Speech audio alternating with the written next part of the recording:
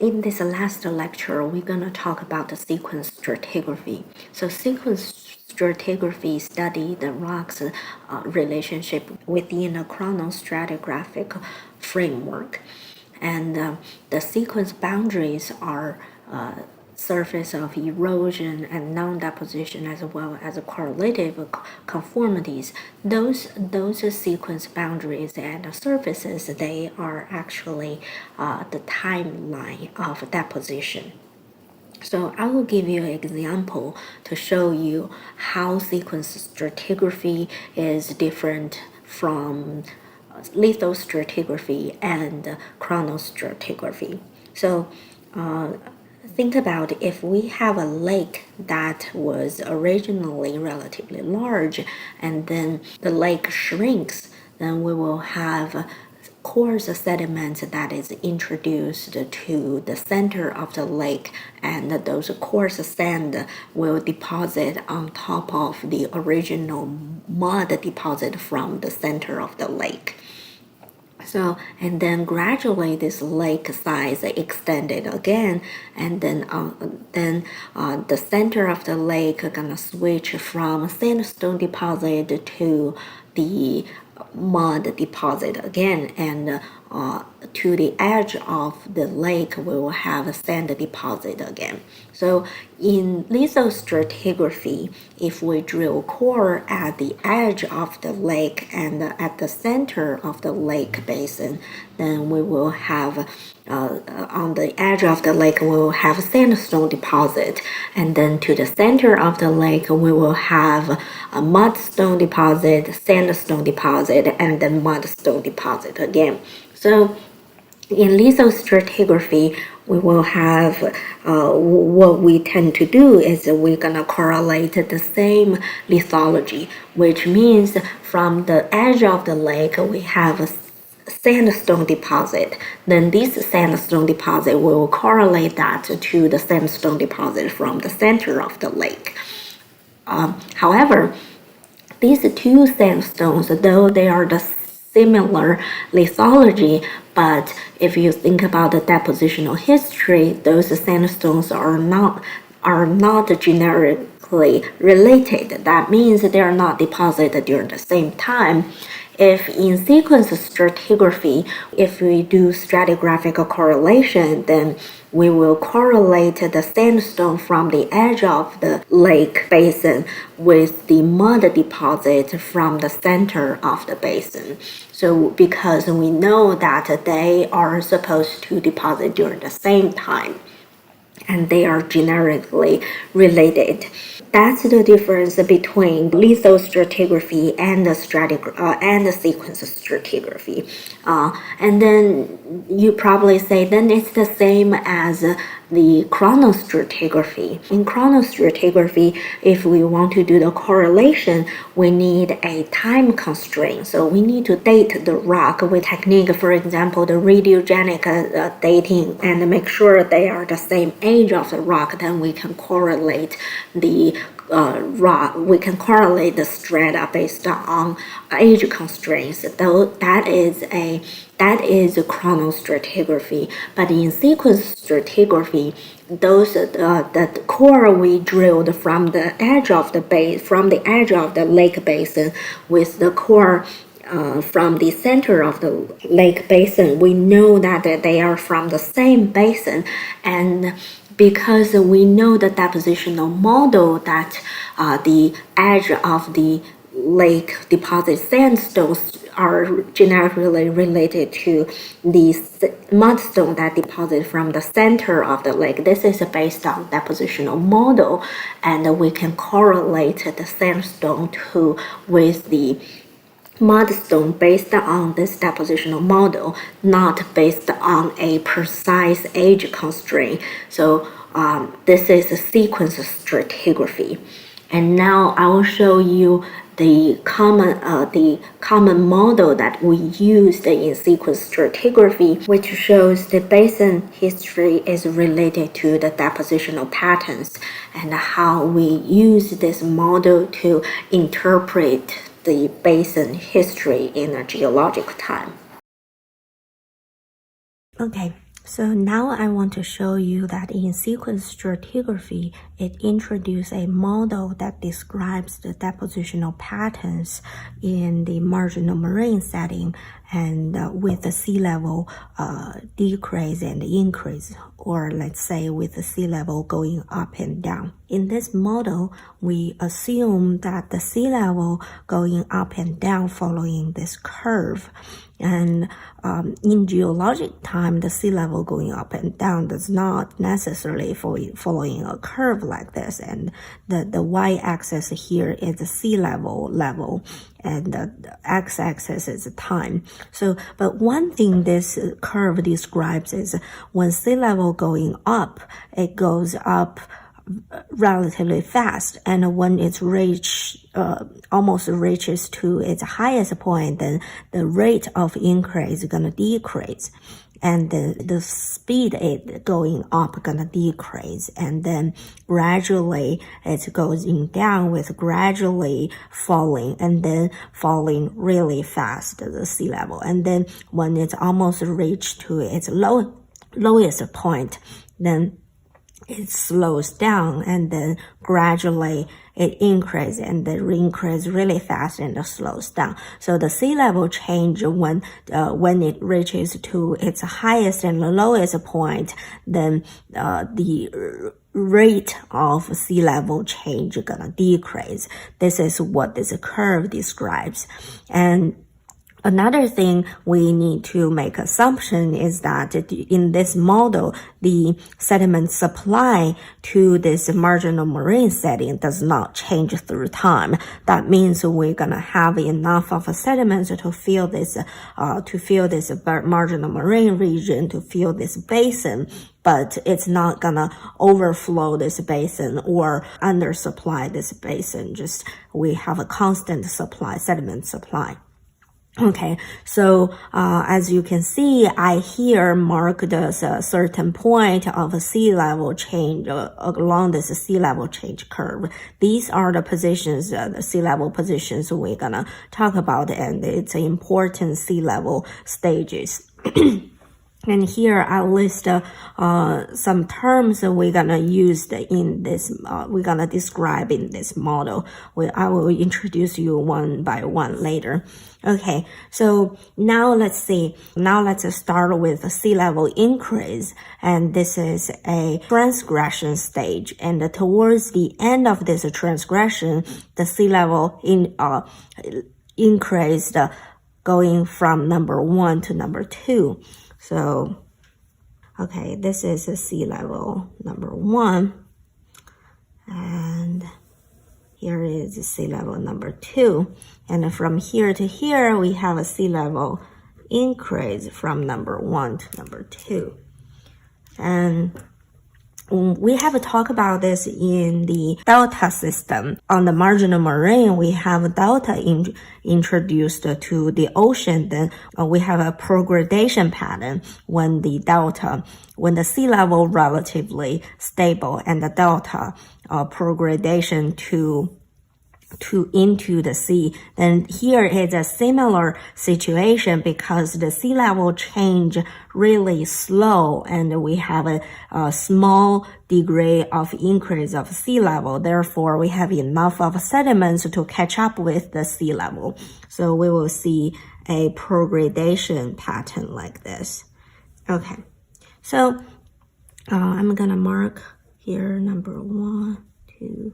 So in here, we can see that at the beginning, at the time number 1, we have a shoreline somewhere over here, and with a sea level increase, we have a progradation pattern deposit over here, and gradually when sea level keep increase, we have a sediments catch up, and this progradation still happening. Then at the point time number 2, with the sea level increase to this point, we have a shoreline somewhere over here, and from here to here, and the shoreline is changing from this way to this way.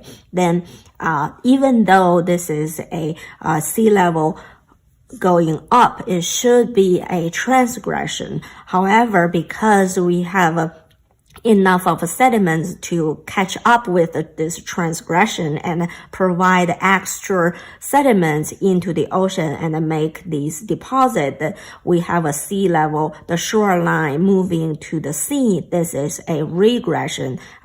Apparently, from the not looking at the sea level, but look at the shoreline, it's a regression. So this stage is called normal regression. Normal regression. This is the time that sea level increase, but we have sediments that catch up with the sea level and making progression patterns and pushes the shoreline towards the sea, and we call this stage as a normal regression. And within the patterns, we have number 1 to 5. In this diagram, we also call it as a slug diagram because these are looking like a slugs. So the slug number 1 to 5, we call this is the high stand system track with progression depositional patterns. And so we see this is a high stand system tracks with a progression pattern, and this is from number 1 to number 2, and called the normal regression stage. So I color coded the high stand system tracks with a purple color. And now let's move. So this high stand system track is from sea level at position number 1 to number 2. And then the next we're gonna experience a regression, and the sea level dropped from number 2 to number 3. So when sea level drop, we know that we're gonna have a deposition pattern like this. So because the sea level drop, the pattern is gonna sea level drop, and then this slug gonna follow the sea level dropping. And we'll have something like this.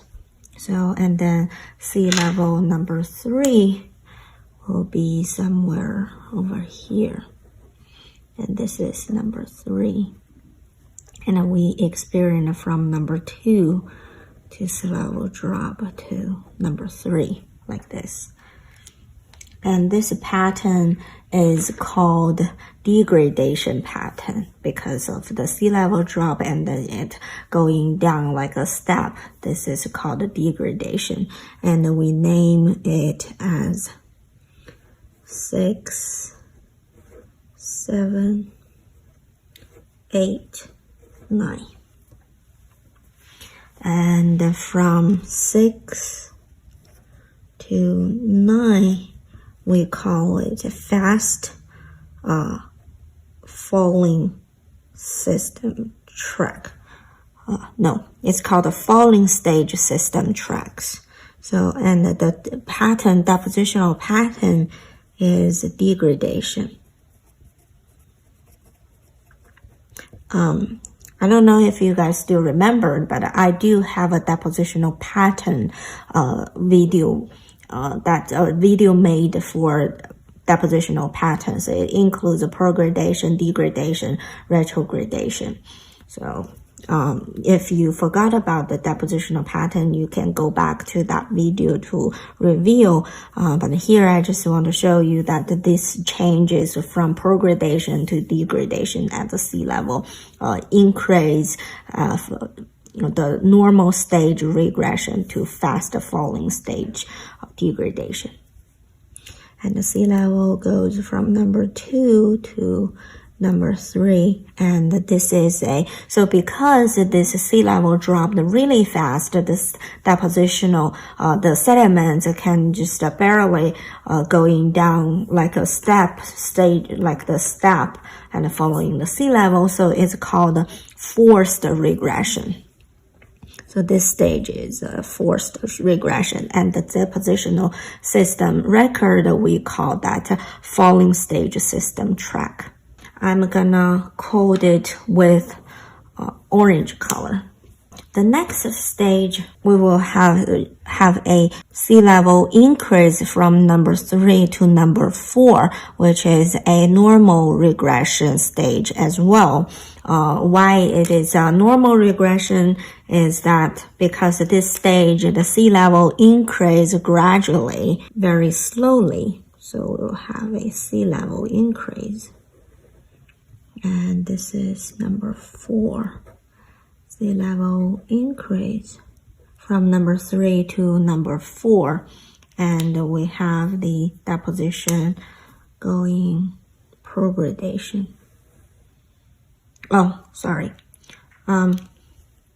So another thing we will have at here is that for this fast falling stage system track, we will also have some turbidite develop over here. Turbidite deposit.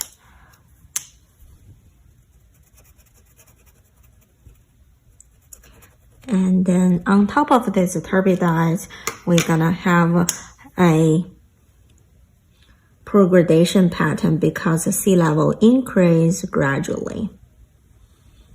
And we name this is 10, 13. So this progradation is because the sea level will increase gradually, and it's a normal regression stage. So from number 10 to number 13, we call this is the low stand system track. This is the sea level lowest point, and the sea level stayed from here for a while with a gradually increase of sea level, and still this is a progradation. Progradation depositional pattern. And this is sea level from number 3 to number 4. And a normal regression.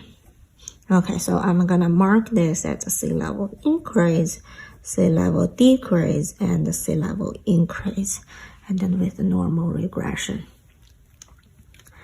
And then I'm gonna color code this pattern with a green color. So, okay, so the last stage is from number 4 to number 5. This is the time that sea level increase really fast. And we have a sea level increase from number 4 to number 5. But actually from number 4 to number 5 is increasing from number 4 to somewhere equals to number 1. So I'm going to show you from here to number 1.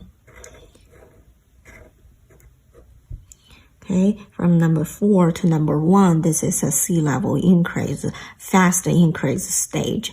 And we have a transgression. Then transgressive deposition, what it looks like is that, so remember when we have a low stand system tracks at here, and all these position has been exposed to the open air, therefore we will have a erosional surface along here developed.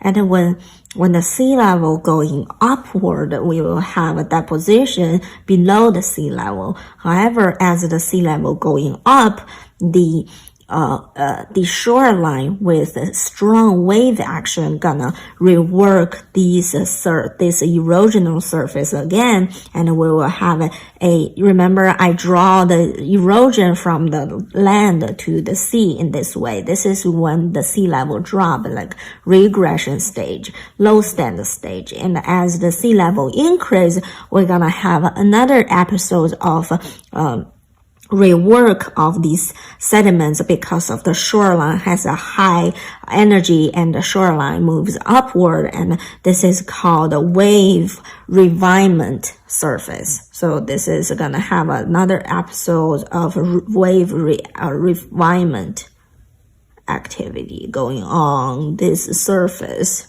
Okay, so it is a surface that experiences a lot, but has no deposition record. And as this shoreline moving upward, we will have a deposition like this. I will show you. So at the beginning, the deposition is here. We will have a thin surface of deposition, and then as it goes up, this deposition pattern gonna be like this, and to number 1, sea level number 1 stage like this. Okay, so if we name this entire system, this depositional pattern as number 14, then these patterns is retrogradation pattern. So number 14, with all these, I will name these 14 as well. So this is 14, these all 14. Number 14 is a transgressive system track, and it is a retrogradation pattern. And this is from number 4 to number 1 or number 5. Let's say they are the same. And this is a transgression. And I want to part this with this pink color. It is on top of the erosional surface. So now the sea level moving from number 4 to number 1, then this sea level state has reached where we started. And if we keep going, then there is going to be another episode of a progradation as the sea level moving from number 1 to number 4. And then sea level drop, we're going to have another episode of the falling stage system track, and then the low stand system tracks, and then transgressive system track. So you can see it's a cycle as the sea level going from high to low and to high again, and the depositional patterns will be repeated.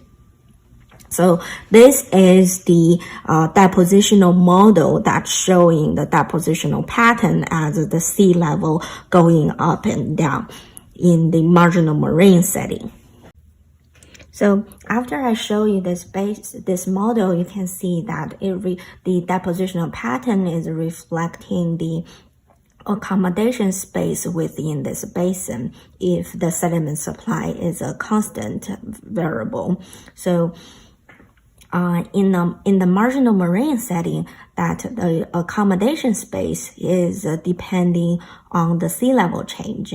Accommodation space is just a space that's available within a basin that's for sediments deposit. If the sediments is more than the accommodation space, then the sediments can't reach to this basin, cannot be deposited, or the part that is more than the accommodation space, then the sediments will be eroded away. So within a marginal marine setting, because the basin is almost infinite large, and then so the bottom is large, then the accommodation space is depending on the top, and the sea level change is changing the top and therefore changing the accommodation space. And this is a very simple model. This model can also apply to the basin that is in the continental interior. Then in those basins where there's no sea level, but it's still a basin and still has a accommodation space with a invisible cap, that is the invisible erosion line, and anything that is above that will be eroded away.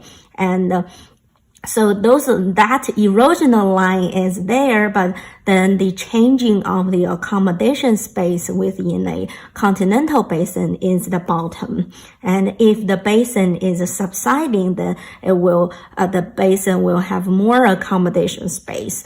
And then if the basin is subsiding fast, we will have a degradation pattern like this. And if the basin is subsiding slowly, probably we will have a progradation pattern like this. Therefore, based on within the basin, based on the sedimentary patterns, we can know the basin history. And that's another class called basin analysis.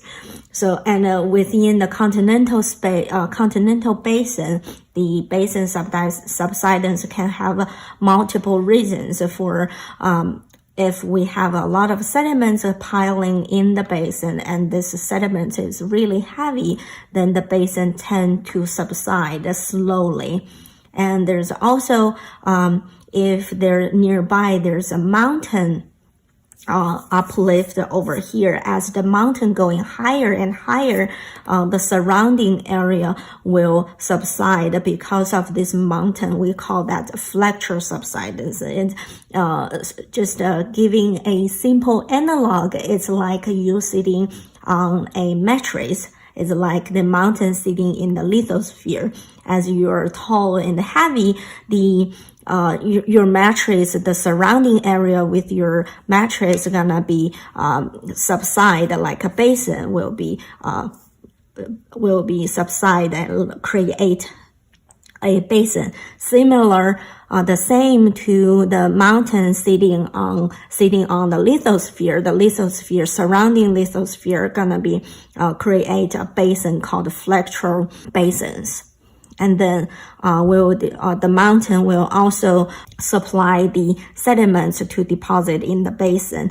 And as the basin subside, as the mountain uplifts faster and faster, the basin gonna subside faster and faster as well. So the basin sediment patterns will also reflect the nearby mountain uplift history. So this model has a very wide range of application.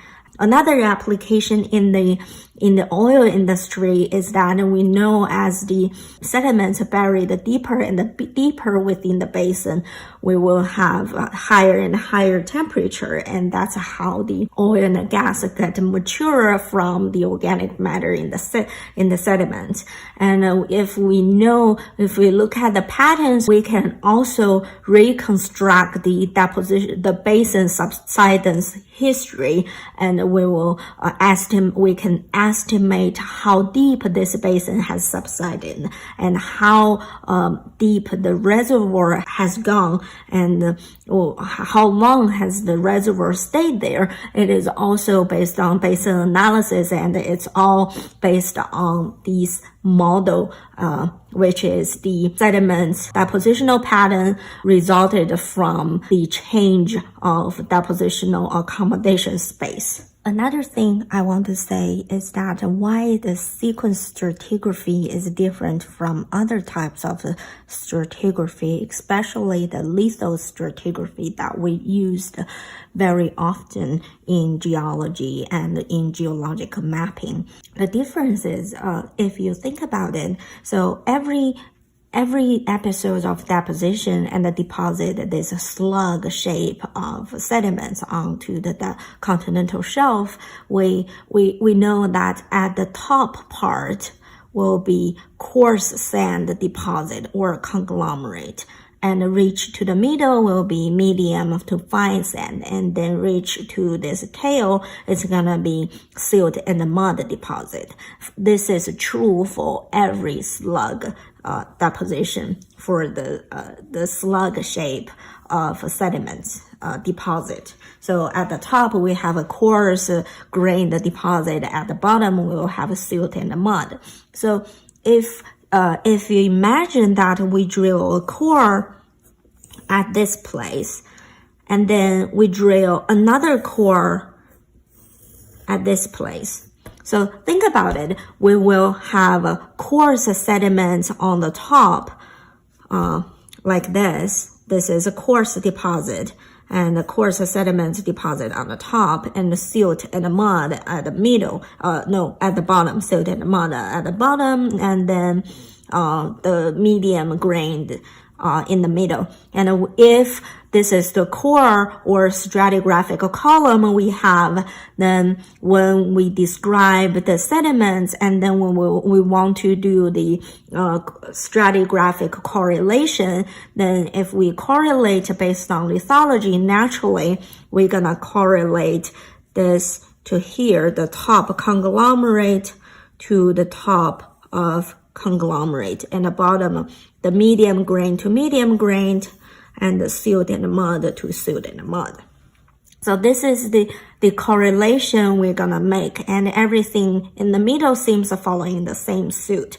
However, if you think in a sequence stratigraphy way, this is not following the time of deposition. So at the purple color slugs they deposit first, and then the orange yellow color coming later. So they are depositing in different time with a similar lithology.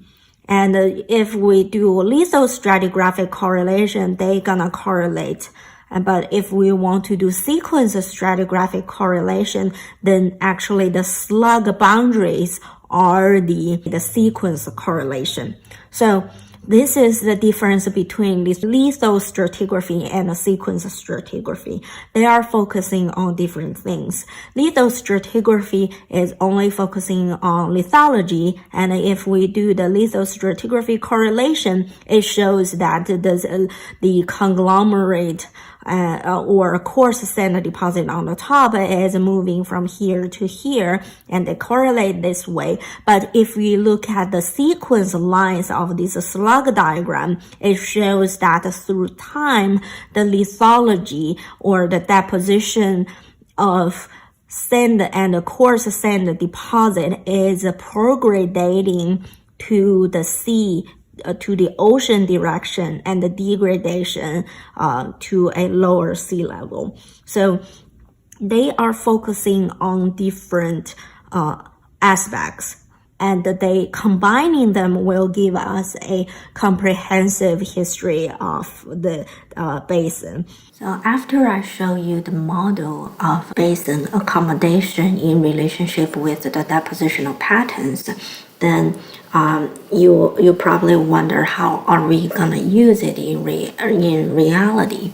Then here this picture shows the seismic data from continental shelf. That we acquire seismic data from the surface of the earth, and using seismicity, which is the man-made earthquake, and use the earthquake waves reflection, and we can produce this image that represent the deposition underground, and the lines are reflecting the bedding surfaces. So from here, you probably already start to recognize those recognize the patterns from the slug diagram we just drawn. So and based on this seismic data, we can draw lines to mark those depositional patterns, and to show sequence boundaries, such as the red line called the sequence boundary. They are all the erosional surfaces. And we see that here they label the high stand system track with the progradation, and then we also have a low stand system tracks over here. Okay, and then another transgression system tracks, and then another high stand system tracks. So, and then we have an erosional surface that with probably the low stand system track already been eroded away. And then another episode of a transgression system tracks. So we see that in reality, even though we don't see the full cycles of a deposition and the entire record depositional patterns that we have in the model, but this generally follows the model. So to recognize these patterns, it takes a lot of experience. But one thing is that if you followed every single line and draw the slug diagram, it will be really hard to do. So in seismic data, how do we recognize those patterns? How do we recognize the on-lap, the progradation and the degradation, retrogradation patterns?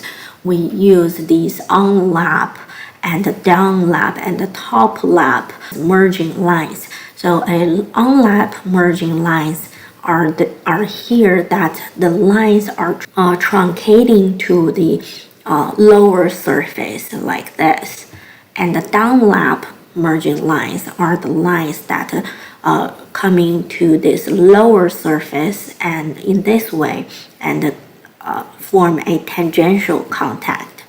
This is called a downlap. And to the top, if the merge line like this is called onlap. And to top lap is from the progradation that this line is merging to the top surface with a tangential angle like this. So if we go back, you can see, okay, so this low stand system track is actually a progradation, and then this top is merging to the top part like this, and to the bottom it has a downlap. So here the high stand system track with a downlap contact. And then the high stand system track, we can see the top lap as well as the down lap. So that's how we recognize the these depositional system tracks within the seismic data. Okay. So and then we have a parasequence. So parasequence are the package that I draw on the slug diagram with the same color. I coded with the same color, then they are parasequences, and a group of them are parasequences set.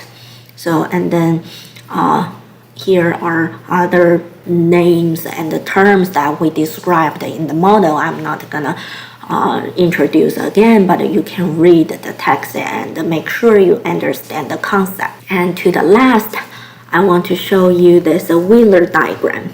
So what is a Wheeler diagram? The difference between a Wheeler diagram and the litho diagram, the difference is the litho diagram here, so the y-axis reflecting the thickness and the depth of the rock, while in Wheeler diagram, the y-axis is the time. So it reflects the time of the depositional history. So, so this top picture is the slug diagram we drew from the depositional model, while on the bottom, this is a Wheeler diagram that reflecting the same depositional history as this slug diagram. If we take a close look, then let's see. So the deposition seems to start from the deposition from the bottom of the shelf over here. We have this is a high stand system track with orange color and with a progradation like this. And then we see that the deposition from somewhere here on the continental shelf and extended to the bottom of the lower continental shelf.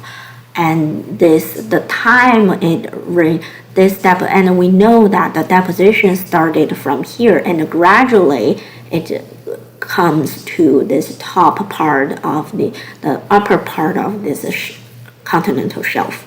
So if we translate these into the geological time scale in the y-axis, we know that the first deposit slug over here actually is from here. It is a straight line on this time diagram because it is depositing during the same time. Okay, And then later, as the time goes, this deposition, the deposit of this orange lithology gonna advance into the land direction. Therefore, we see this deposition is going to the landward within the within this basin. So now you can see the slug diagram. This is the first slug, and then the second slug advanced into the edge of the base, advanced to the edge of the base, and then this is the second slug diagram that deposit over here.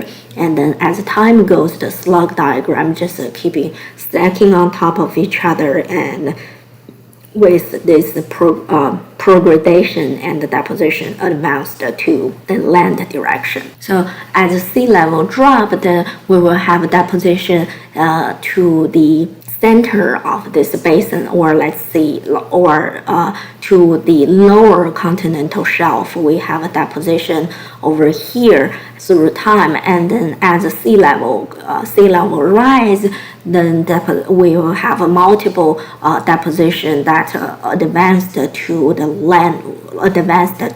land direction like this. So gradually the deposition is advancing to the landward, and we have different episodes of deposition. So in this diagram, the y-axis reflecting the time and the x-axis reflecting different places within this basin, and this diagram is called a Wheeler diagram, and it shows the depositional history through time. And the part within this Wheeler diagram that is empty has no deposition and probably erosion. Here is also reflecting that on the towards the edge of the basin, we have erosional surface that a longer time, while towards the inner part of the basin, the erosional time period will be shorter. So this figure shows a simplified version of the stratigraphic diagram versus the Wheeler diagram.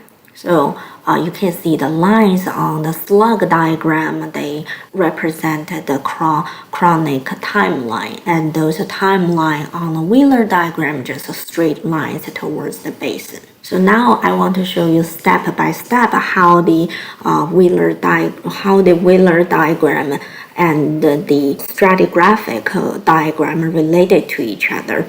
So as we can see, this is from at the low stand of sea level, and the deposition from here, deposition is we have a progradation deposition over here, and then the deposit on the Wheeler diagram just is from here to here, that is depositing in this location of the basin, and it's just a small period of deposition. And different colors on here on this sediment lobe is representing different lithology. So this pinkish color represent coarse sediments, and the greenish color representing relatively fine sediments. And from the shoreline to the lower part of the shelf, the sediment is becoming finer and finer. And then when sea level rise a little bit, we have another episode of deposit. Then we have another slug deposit over here, and on here the deposition is looking like this. Another episode of deposition is just adding a strip on this Wheeler diagram, and the sea level keep rising. Another episode, the deposit on the Wheeler diagram, as well as a slug on the continental shelf.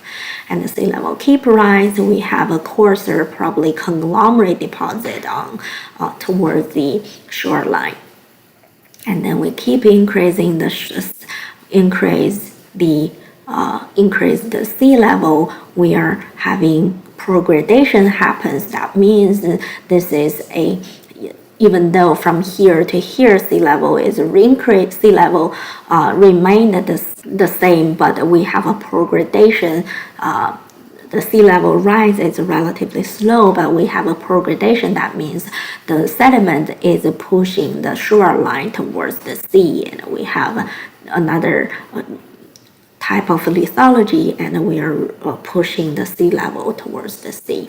Another episode of a deposit of the progradation. So from here, we know that we can see the slug diagram is progradating.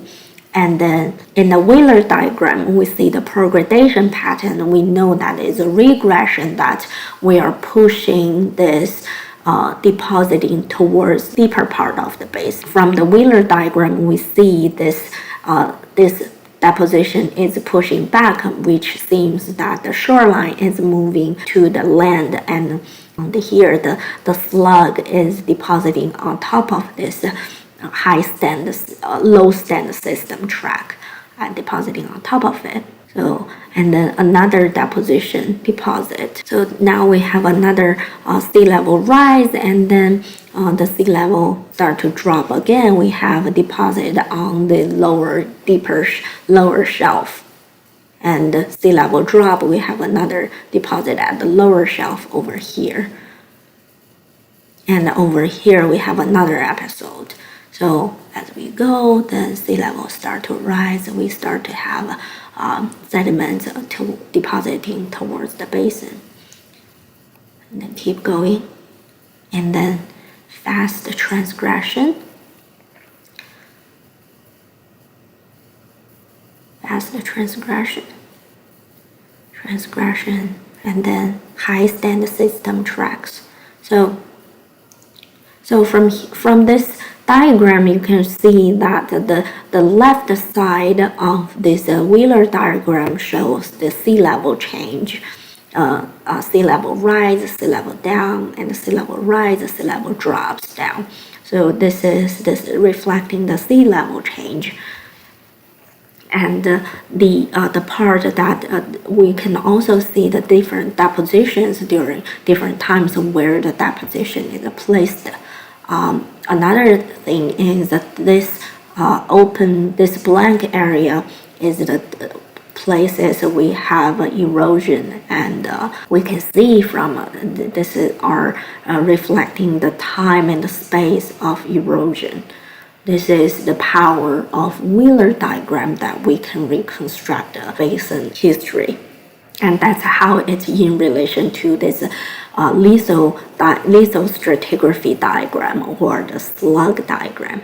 Within this class, you need to understand the Wheeler diagram and be able to read the Wheeler diagram, relate the deposition record within the Wheeler diagram to stratigraphic diagram.